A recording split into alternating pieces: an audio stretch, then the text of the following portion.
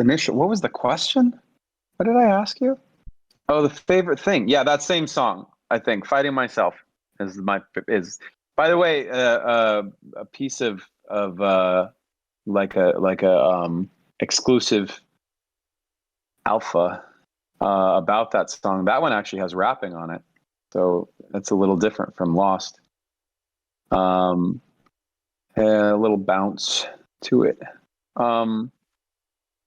Let's see. We've got some questions. I'm just going to pick a couple of questions from the questions for LP channel. Do we know how many songs on the Lost demos have vocals? Do we know? I think there's vocals on at least 4, maybe a bunch more that have like pieces of vocals or things that turned into like songs from Meteora. Yeah, I don't know how many. I mean, I feel like most of them do have vocals, but I can't remember for sure. How many don't have vocals? I don't know. I'm gonna have to go back and listen to it. A question like which or how many have vocals, which don't. I'm gonna pretend like I can make up an answer, but it's not gonna be a very trustworthy one. Somebody asked, Mike 2202 says, "What's the story behind Lost?"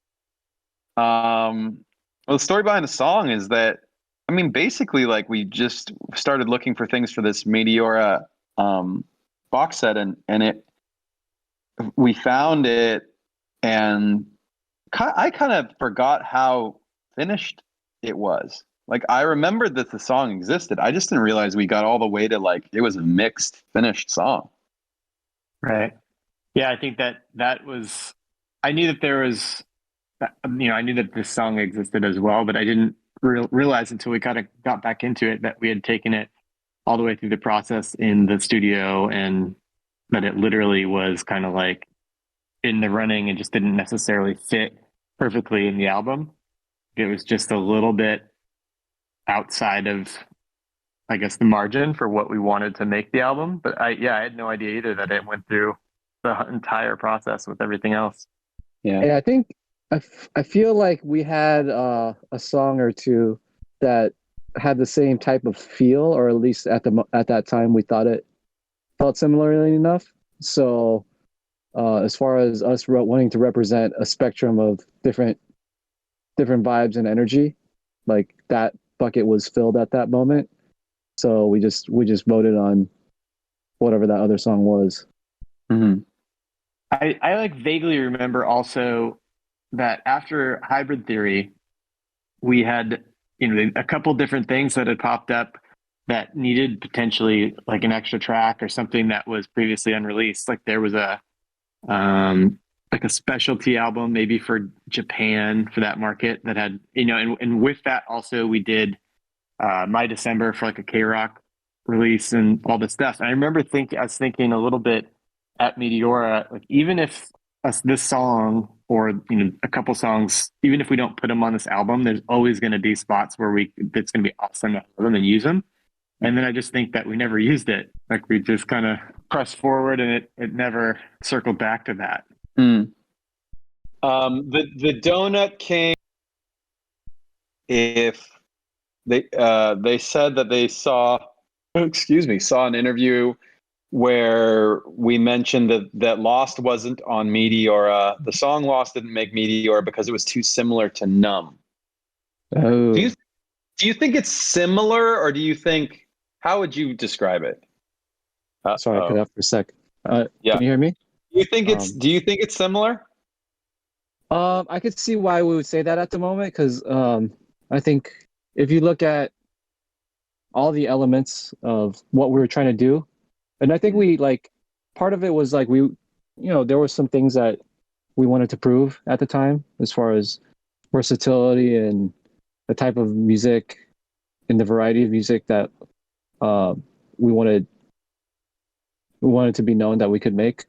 I could see and I don't remember exactly, but I could see why we would come to the conclusion of like, okay, this is similar. And then also, like, I think there was something about, maybe it wasn't a major thing, but maybe it played into it a little bit, as far as if we put the song out, because it's a great song that has a certain quality to it, more attention would be given to that than some of the other vibes that we would want to get out. I don't think that would come into play today, but you know, I remember having some of those conversations back then.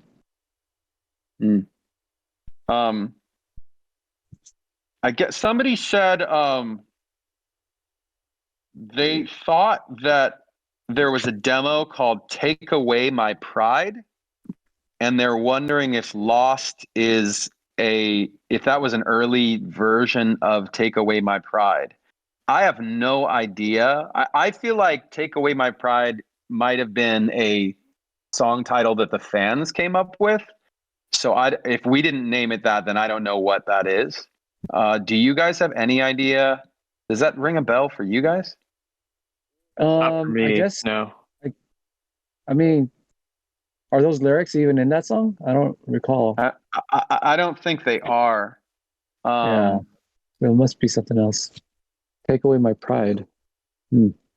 Yeah. Do you remember when we did the art wall for Meteora? Joe, it was me and you and Frank and Boris did the majority of the painting, and then once we were at a pretty good spot with it, the other guys came in and they added some things. And I remember Chester wrote a bunch of lyrics on there that some of which didn't make the album. Like they were in progress lyrics that didn't show up. So, you know, I don't know if that type of a thing, you know, if the lyrics came from something like that or what. But that was just a weird. I remember when he did it, I was like, "Oh man, don't write those on there. Those aren't like some of those are not going to make the record." There's so I'm looking it up. There is a YouTube video. There's like a little snippet or Chester singing "Thoughts That Take Away My Pride." But I have no idea what that's from. I'm looking it up too. It's from an LPTV episode. Yeah, it's from a what? LPTV episode. Oh, got it. But it's definitely not this song. Yeah, dude, you guys, I have some very exciting news for some of the like hardcore fans. I just found the clip that they're talking about that Thoughts That Take Away My Pride, and it is indeed Lost. It was a lyric that we were playing around with, and I think it was over the bridge. And yeah, just like trying it out over the bridge, and he sang it, and then he was like, I messed it up, and he like yelled, and then Lost was Thoughts That Take Away My Pride. And that lyric got removed. It just wasn't as good as what we ended up with. So there we go. There's your answer. We have resolution on this. This is one of the in the fan base, there's like certain songs and demos that they're like, where is this one? We knew this existed. Like it's a mystery. And this is one of Picture Board. This is one of the ones that they've been, you know, focused on. So Mike, you just solved the mystery in real time. That was very exciting. Yeah, no, I didn't realize I had never found the link that they were talking about, like the specific clip. And yeah, this song is Lost is that song. Crazy. See? Yeah, all right. I knew we could do something right in this kind of a format. Has been, if nothing else happens today, that realization is a big deal. That is a really fun. That's we solved that mystery. Mm-hmm. Yeah, perfect. There was another question about if there was any retouching done to the music for the Meteora 20 project. I think the answer is basically as little as possible was the kind of approach. Like in theory, we didn't want to change the shape of like what we had made. So when we were putting this package together, there were there were songs that were just two track, like left, right, like an MP3. There were songs that were basically like an MP3. And then there were a few that seemed like they needed something. They needed like an adjustment in order to be more done. So that was only 2 songs. And so I took those. We had multis for those, so I took the multis and I basically mixed them because they weren't like assembled and mixed. And then we just mastered the whole thing to kind of for it to all sound cohesive. So tried not to touch them. Tried to keep it like the sound of the music consistent with appropriate for the time. Somebody asked like at one point if we would like if there's a reason to like do remastered versions of like any of our albums, and I think the sound of mastering hasn't really changed that much since Hybrid Theory, and so remastering isn't really a thing. At least for our Linkin Park albums. Yeah, maybe if there's like down the line, if there's a new technology where it really seems important and appropriate, we would do it. But that being said, we've talked about doing surround audio, but aside from the novelty of it, it's I think there's a certain intention that we did writing the songs that were coming out of the speakers the way it did. So yeah, I mean, I think we actually did some experiments on some stuff where separating the sound and making things more spatial didn't make the song sound better. It would in some ways it lost some of the magic of the impact of the dynamics of the song. Yeah. Do you remember DVD audio when they did? Yeah. The label actually did that technology. The fun one that was actually when we did a surround mix for Reanimation, and that was very specific to I guess the DVD players and kind of what video game like Xboxes and stuff we're doing. So that was more like a fun like added thing. Yeah. Because the intention of that remix album was to be radical.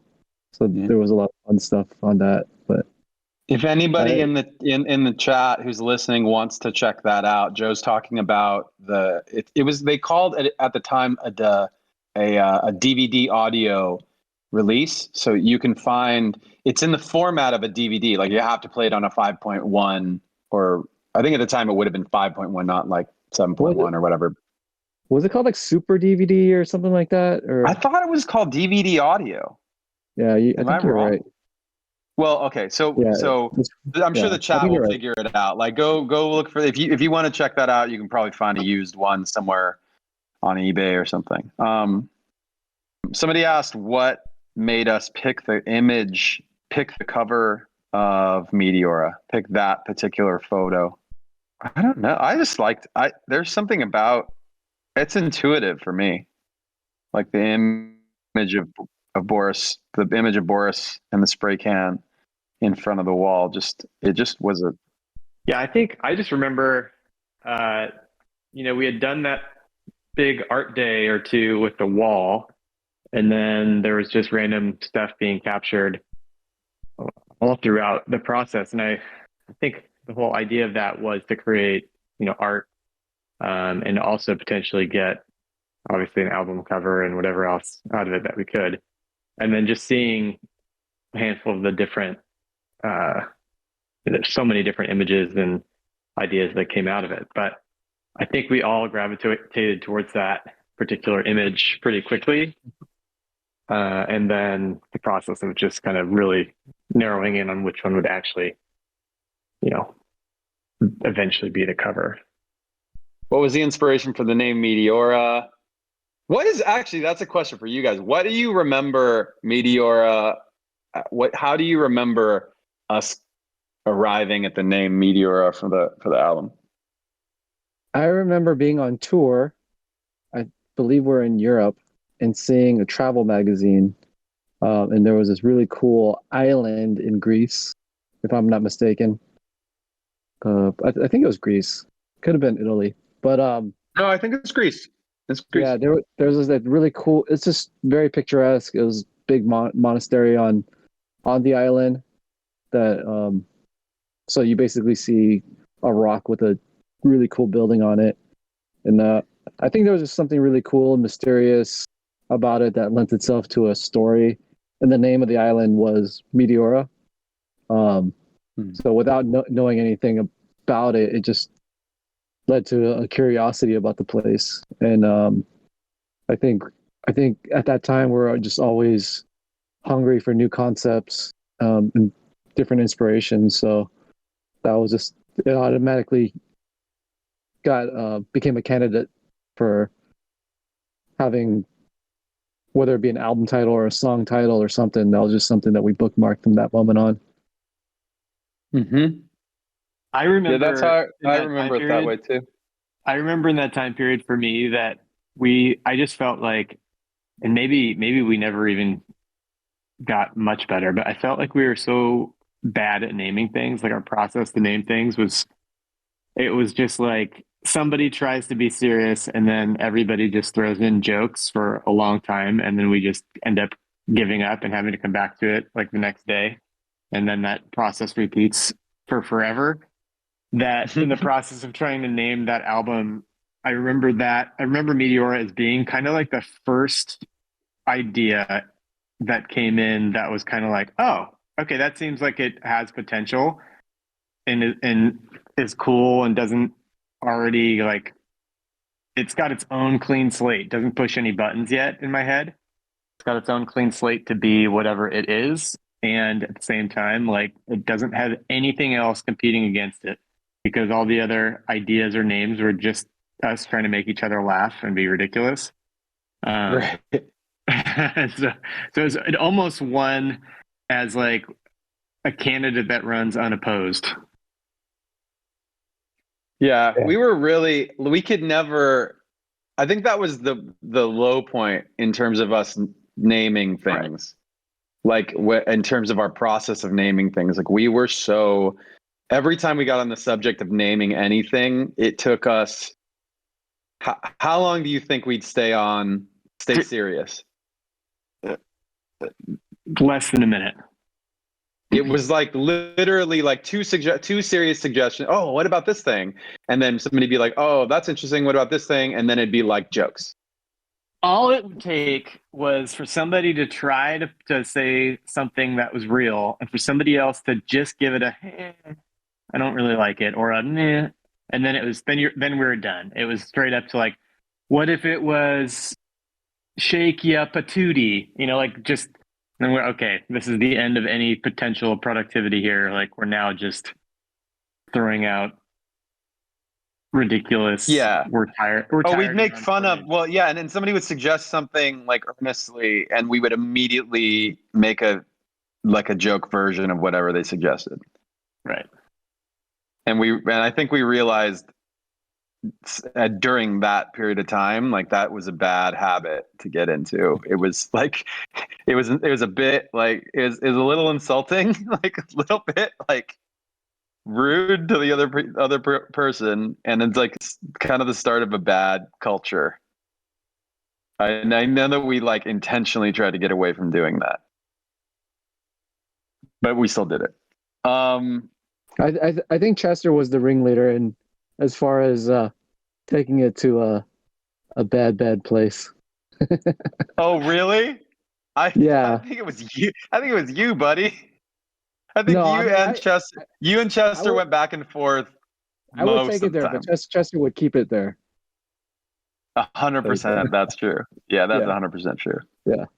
He because the problem was, I think for me, I could see on your, like, even if you two were trying to like not say anything, I could see on your face that you were thinking it.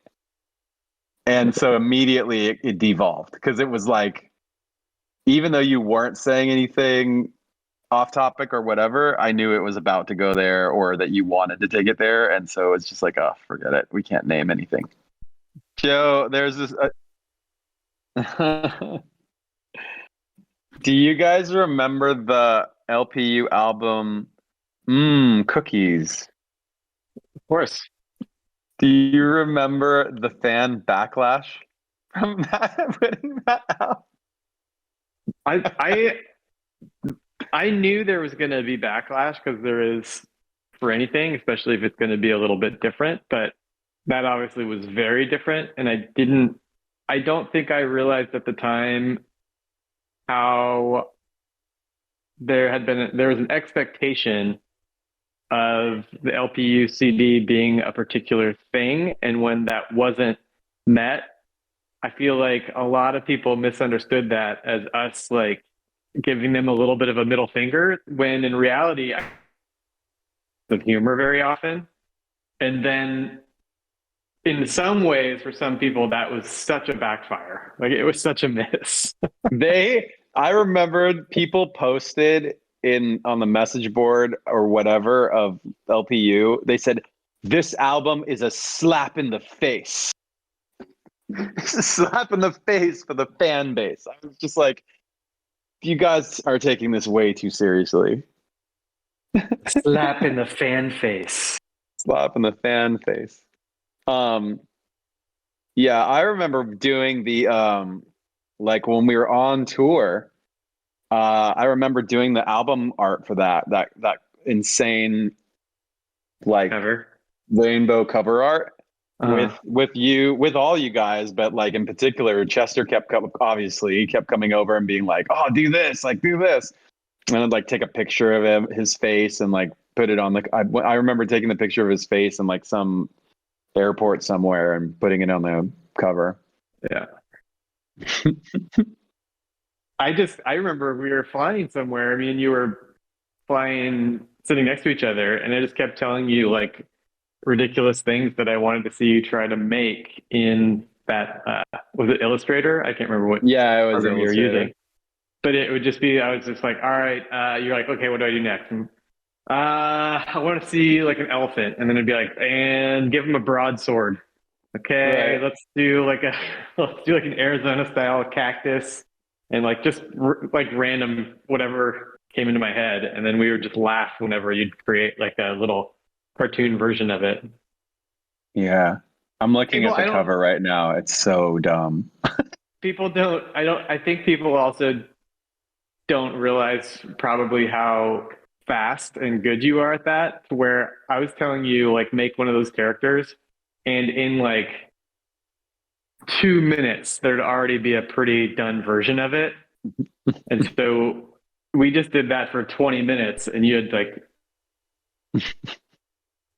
Oh no, Dave, are you there? yeah, I lost you. did you Oh, there you are. There, yeah, we just lost you at the Okay. end of that. Okay. Okay, I'm shocked though that anybody could get a CD from Linkin Park is called "Sweet Hamster Like Jewels from America!" exclamation point, and expect that it was going to be like, Yeah. you know, sound like Hybrid Theory. Like I don't understand how they missed that step. That made no sense to me.